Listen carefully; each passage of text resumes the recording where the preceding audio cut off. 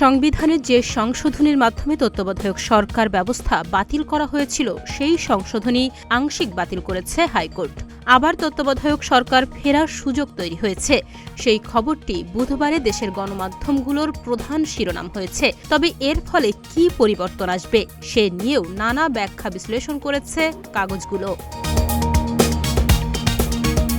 গণমাধ্যমগুলোর বিশ্লেষণে উঠে এসেছে অবাক করা এক তথ্য।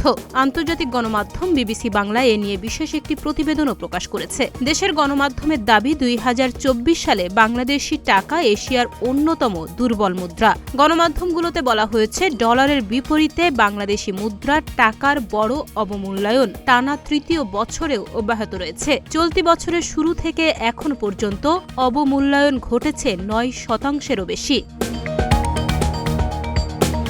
তবে এই হিসাব কেন্দ্রীয় ব্যাংক ঘোষিত দরের ক্ষেত্রে।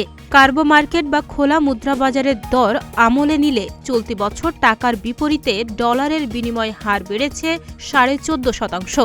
সেই হিসেবে ২০২৪ সালে এশিয়ার উল্লেখযোগ্য মুদ্রাগুলোর মধ্যে টাকার অবস্থানই সবচেয়ে দুর্বল। বাংলাদেশ ব্যাংক অনুমোদিত দর অনুযায়ী চলতি বছর ২০২৪ সালের শুরুতে প্রতি ডলারের সর্বোচ্চ বিনিময় হার ছিল ১১০ টাকা, যা মঙ্গলবার প্রতি ডলারের সর্বোচ্চ দর ১২০ টাকা ঘোষণা করা হয়েছে।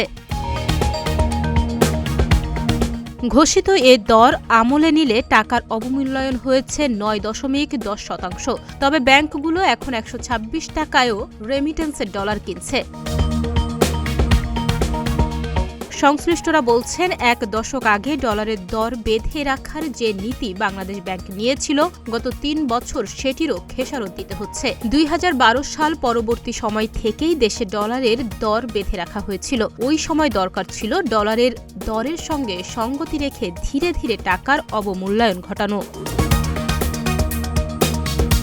কিন্তু ক্ষমতাচ্যুত শেখ হাসিনার সরকার টাকাকে শক্তিশালী দেখাতে চেয়েছে, যে কারণে টাকাকে অতি মূল্যায়িত করে রাখা হয়েছিল। কিন্তু ২০২২ সাল পরবর্তী সময়ে এসে বাঁধ দিয়ে রেখেও টাকার অবমূল্যায়ন ঠেকানো যায়নি। তাহনিয়া ইয়াসমিন, প্রতিদিনের বাংলাদেশ।